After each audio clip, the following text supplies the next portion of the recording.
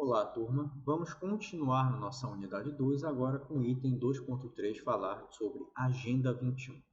Para que a gente tenha uma noção inicial, quando eu falo de Agenda 21, isso é fruto de tratados internacionais, isso é fruto de convenções internacionais, é um resultado da discussão dentro da área ambiental. E ela é gerada na Rio 92. Qual é a função dessa Agenda 21? Ela é uma agenda de compromissos a todos os países signatários dela se comprometem a atuar de maneira em buscar o desenvolvimento sustentável, em aplicar as ações de sustentabilidade dentro dos seus processos de desenvolvimento, de crescimento, pautados no equilíbrio e no respeito ao uso dos recursos naturais. Então, essa agenda de compromissos que esses países, de maneira voluntária, aderiram, faz com que eles reestruturassem as suas linhas de desenvolvimento. O que eu quero dizer com isso? Isso vai refletir na implantação das chamadas políticas públicas que esses países vão começar a adotar visando a sustentabilidade, visando buscar o desenvolvimento sustentável. Então, a Agenda 21 é um programa de ação baseado num documento que contém 40 capítulos e constitui a mais ousada e abrangente tentativa já realizada de promover, a nível global, um novo padrão de desenvolvimento, trabalhando a questão da proteção ambiental, da justiça social e a eficiência econômica. Então, ou seja, quando eu pego essa base onde eu concilio meio ambiente, social e econômico, é o tripé do início da discussão do que seria o nosso desenvolvimento sustentável, do que seria a discussão acerca de ecodesenvolvimento, fruto, de 72 em Estocolmo, quando se discutiu os novos rumos que a sociedade precisava tomar. Então veio, ao longo desse processo histórico, a década de 80, com a globalização da preservação ambiental, esse nível de conscientização, ele atinge esse nível de discussão atinge proporções globais e, com isso, a sociedade, o mundo como um todo, começa a discutir questões ambientais. E como encontrar um caminho que leve ao chamado desenvolvimento sustentável, equalizando, no mínimo, essas três variáveis que é a base do tripé do desenvolvimento sustentável. A partir daí, os direcionamentos passaram a ser focados nas ações dessa agenda de compromisso.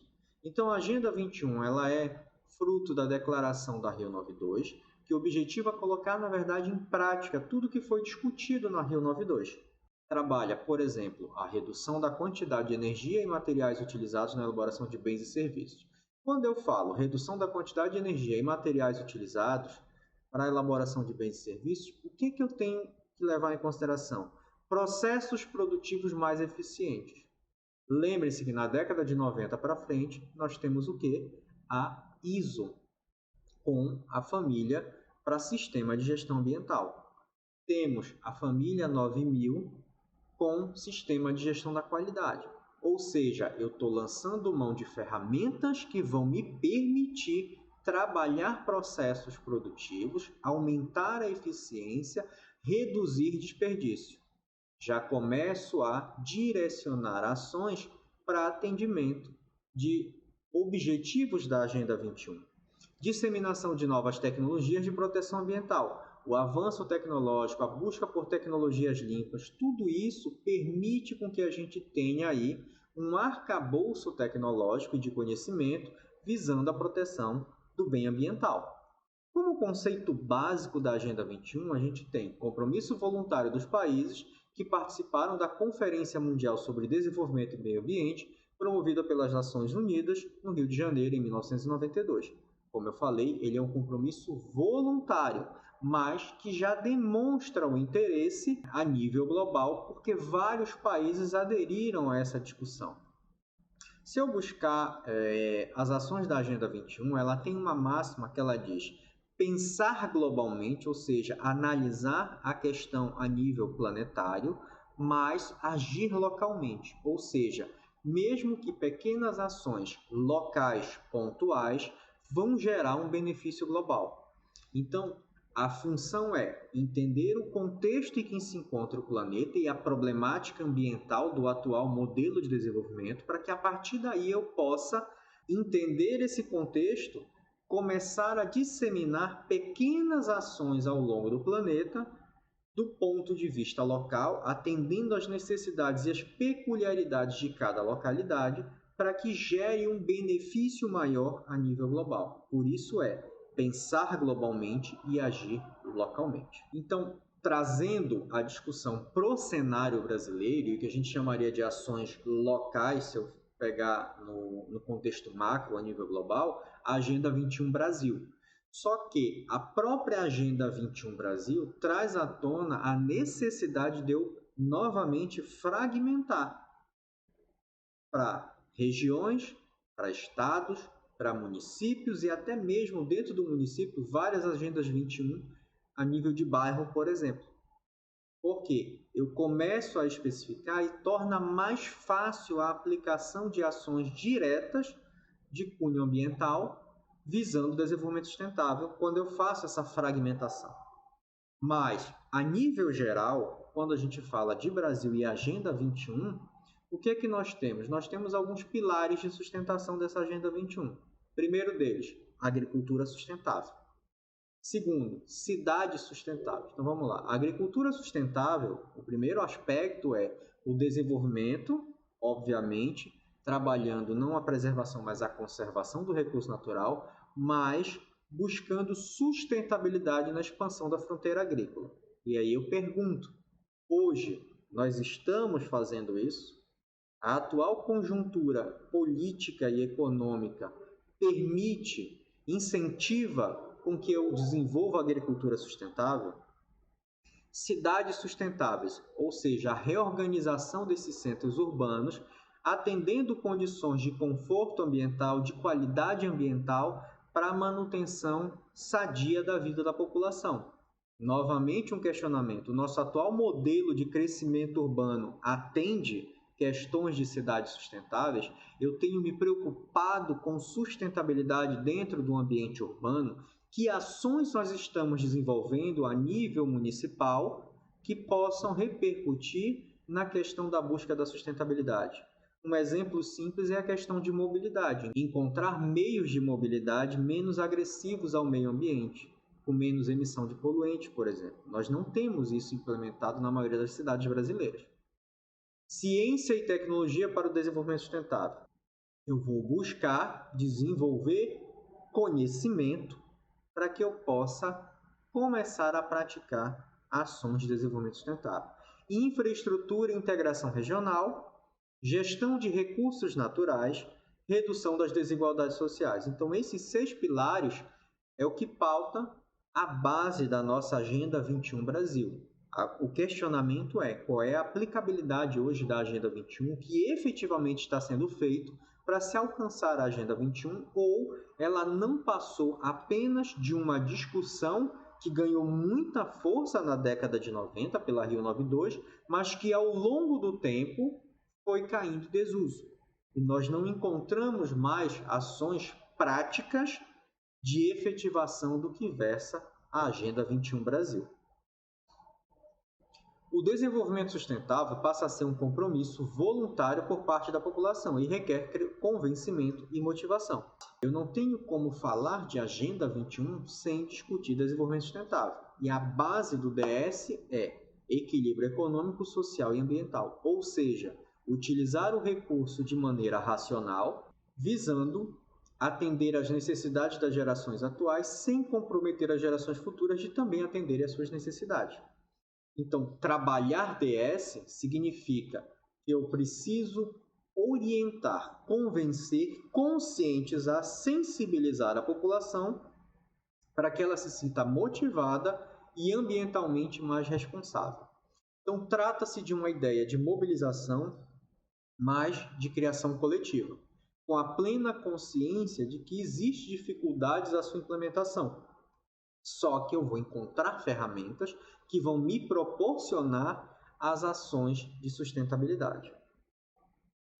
Então, quando eu falo da Agenda 21, e da incorporação dos conceitos de desenvolvimento sustentável, não estou falando apenas de desenvolvimento econômico, não é só visando o crescimento econômico, mas sim também trazer o benefício social. Eu preciso proporcionar meios onde a população, principalmente a mais carente, encontre o mínimo necessário para a sua sobrevivência, para a sua subsistência. E também, a partir daí, melhorar cada vez mais a condição deste indivíduo.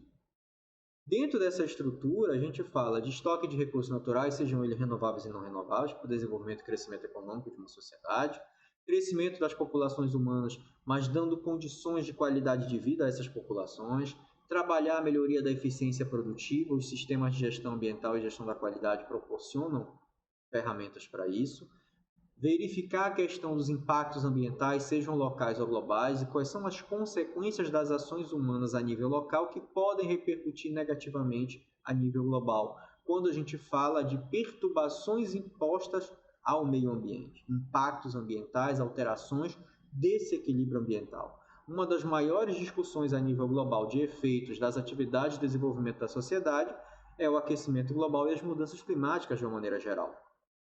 Isso é consequência, é fruto também dessa pressão antrópica exercida pelo atual modelo predatório de desenvolvimento que nós temos. Precisamos redirecionar as ações das nossas atividades industriais, por exemplo, a utilização do combustível fóssil, a substituição deste recurso natural, desta fonte de energia, por outras mais limpas, para que eu possa começar a ter umas ações mais específicas de cunho sustentável. Para vocês terem uma ideia, algumas pesquisas refletem que se hoje nós zerássemos a emissão de carbono para a atmosfera, em média a Terra levaria 200 anos para absorver toda essa carga que está na atmosfera. Ou seja, se eu zerasse, o que nós não estamos fazendo, nós estamos buscando gradativamente reduzir percentuais ao longo do tempo. Já é um fator positivo, um fator de contribuição do direcionamento da sociedade, com certeza. Mas nós temos um problema à frente que nós precisamos, possivelmente, ter atitudes mais enérgicas. Como eu falei no vídeo anterior, na aula anterior, por que a Europa se tornou o carro-chefe hoje nas questões ambientais? Porque eles chegaram a um nível crítico de problemas ambientais que eles não tiveram mais escolha.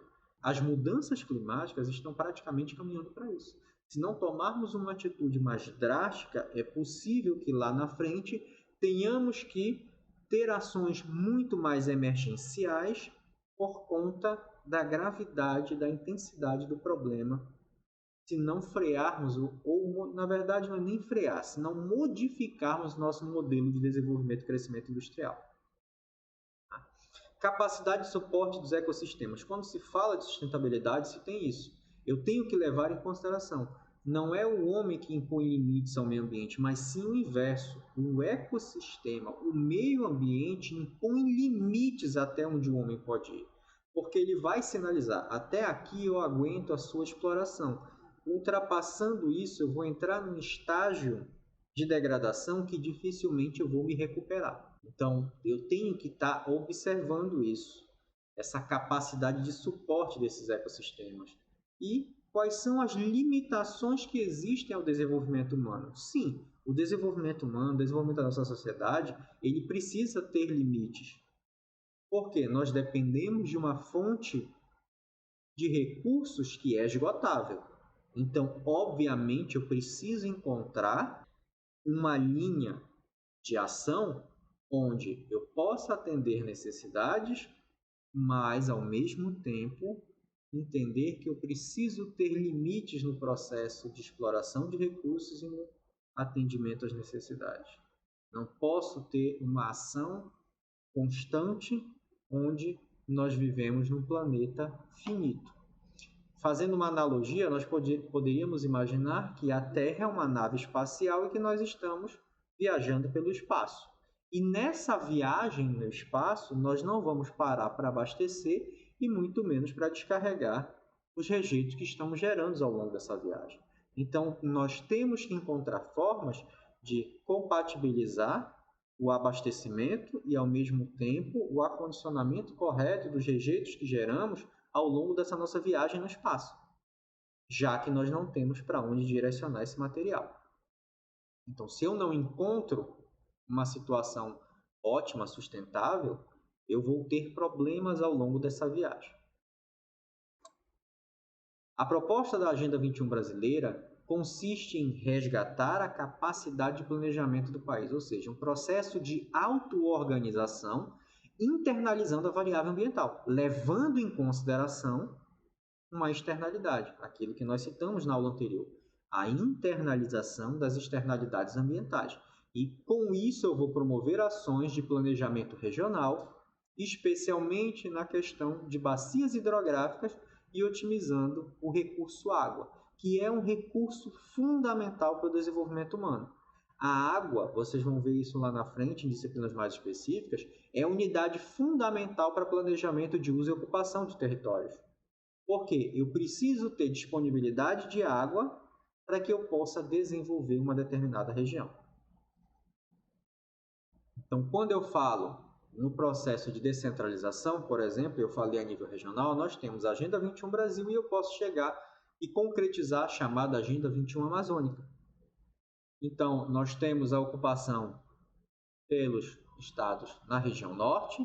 Então, de forma geral, o solo é pobre, sujeito à lixiviação pela alta precipitação pluviométrica, o alto pluvial e o alto índice pluviométrico, e pouca profundidade. O que eu quero dizer com isso? A ciclagem de nutrientes nos solos amazônicos ele é proveniente da manutenção da floresta. Quando eu removo a cobertura vegetal, eu vou iniciar o empobrecimento desse solo, porque a ciclagem de nutrientes vem da floresta. Se eu não tenho a cobertura vegetal, eu não tenho a ciclagem de nutrientes.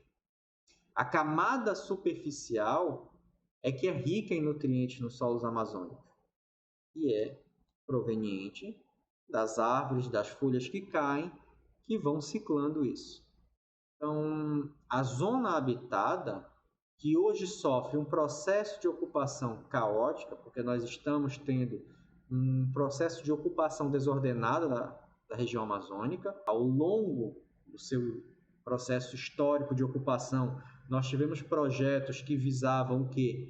A migração da população brasileira de outras regiões para ser mão de obra no processo de exploração. Então, o uso e ocupação já se deu através da necessidade de explorar recurso natural. Depois, eu tenho a expansão da fronteira agrícola, a questão da exploração madeireira e diversas outras atividades que foram se instalando na região de maneira não sustentável e levando em consideração uma exploração desenfreada e escassez de recurso natural. Então, eu vou ter vários tipos de ecossistemas que existem dentro da Amazônia e, a partir daí, nós temos que verificar quais são as vocações de cada uma dessas áreas. Para isso, entra uma ferramenta muito utilizada hoje, principalmente, na questão do planejamento, da tomada de decisão para uso e ocupação das regiões, que é o zoneamento ambiental, ou zoneamento econômico-ecológico ou ecológico-econômico. O nome pode variar de autor para autor. Qual é a função central aí? É você mapear essas áreas e defini-las em zonas de acordo com as suas potencialidades e fragilidades, e a partir daí tomar decisões do que pode ou não ser desenvolvido naquela região com base nas aptidões que ela tem. Ou se eu tenho áreas de relevante interesse ecológico, ambiental, para manutenção de serviços ambientais e ecossistemas específicos, eu posso determinar que aquelas áreas sejam áreas de proteção permanente, pelo Sistema Nacional de Unidade de Conservação, que é a nossa lei do SNUC. Então, com base nisso, eu tenho como planejar toda a estruturação de ocupação e desenvolvimento de uma região, o que infelizmente não ocorreu. Temos as informações, temos os instrumentos para isso, precisava a tomada de decisão de maneira coerente do ponto de vista político para uso e ocupação da região e o desenvolvimento local da Amazônia, o que infelizmente não tem sido feito até hoje. Quando eu falo da estrutura da Agenda 21, ela está dividida em 4 seções, contendo 40 capítulos, nos quais são definidos em 115 áreas prioritárias de ação. E no seu preâmbulo nós temos os objetivos gerais e a importância da sua implementação no âmbito global. A seção 1 contém 7 capítulos e tem as dimensões sociais, econômicas, norteando toda a discussão sobre a relação entre meio ambiente e pobreza, e vão abordar os seguintes temas: Mudança nos padrões de consumo. Então, algumas equipes, inclusive, já falaram sobre isso, a questão do padrão de consumo no seminário que foi apresentado. Então, o que é consumo e o que é consumismo. Como nós podemos redirecionar esse padrão de consumo para uma ação mais sustentável. Desenvolvimento de assentamentos humanos sustentáveis, para o cenário brasileiro isso é extremamente importante. Integração do meio ambiente e do desenvolvimento nos processos decisórios do governo, ou seja, eu tenho instrumentos, eu tenho ferramentas, eu tenho informação. Eu preciso tomar as melhores decisões a partir de agora. Implementação integrada de programas ambientais, desenvolvimento local, gestão ambiental pública, políticas públicas de proteção ambiental e políticas públicas de desenvolvimento que levem em consideração a discussão sobre sustentabilidade. Proteção e promoção da saúde humana e combate à pobreza, as questões das dimensões sociais e buscar um equilíbrio com o crescimento econômico. Na seção 2 eu tenho 14 capítulos e a partir daí eu vou abordar conservação e gerenciamento de recursos para ser atendido ao modelo de desenvolvimento que nós temos. Então eu tenho as formas apropriadas de utilização de recursos naturais, abrangendo a proteção atmosférica, por exemplo, e vai salientar cuidados com os recursos florestais, ou seja, exploração florestal de maneira sustentável, combate ao desmatamento, promoção da agricultura e desenvolvimento sustentável, conservação da biodiversidade, proteção de oceanos e recursos hídricos, manejo ambientalmente saudável e biotecnologia, gestão responsável das substâncias químicas e tóxicas, manejo dos resíduos sólidos e questão de saneamento. Ou seja, eu tenho uma base de informações que precisam ser discutidas. Mas, infelizmente, se nós olharmos a nossa realidade no cenário brasileiro hoje, o que é que nós encontramos? Deficiência em todas essas variáveis. Ou seja, o que versa a Agenda 21 em termos de sua estrutura na seção 2, nós não estamos conseguindo contemplar em ações e direcionamentos políticos para que efetivamente isso se consolide no cenário brasileiro e a gente coloque em prática o que é a nossa Agenda 21 e as ações de sustentabilidade no processo de desenvolvimento de maneira mais equitativa. Isso não tem acontecido. A seção 3, 9 capítulos, tem diferentes modalidades de apoio com relação a grupos sociais que são organizados e que visam trabalhar o desenvolvimento sustentável.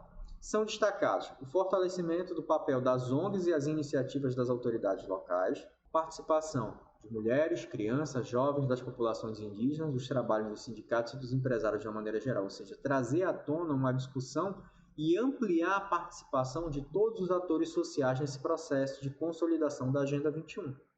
Na seção 4, são os meios de implementação dessa agenda. Ela vai ser orientada não só quanto aos recursos e mecanismos de financiamento para que seja implementado, mas também da prioridade do papel institucional voltado para viabilizar as políticas de desenvolvimento. Então, a partir daí, o que vai acontecer? Eu tenho a transferência de tecnologia e educação, treinamento, circulação de informação que são necessárias para a tomada de decisão. Quando eu falo desenvolvimento, transferência de tecnologia, eu estou falando de geração de conhecimento. Eu preciso reestruturar o sistema educacional para isso. Investir nos centros de pesquisas, nas universidades, para que eu consolide informação, para que eu gere conhecimento, para que eu gere tecnologia de cunhos sustentáveis, visando a questão do desenvolvimento sustentável ambientalmente corretas, melhorando atividades que já são exercidas, por exemplo, dentro das atividades industriais. E isso fazendo com que ele se torne um processo produtivo cada vez mais eficiente e mais limpo, menos agressivo ao meio ambiente. A Agenda 21 fornece opções para o combate à degradação com relação a solo, ar e água.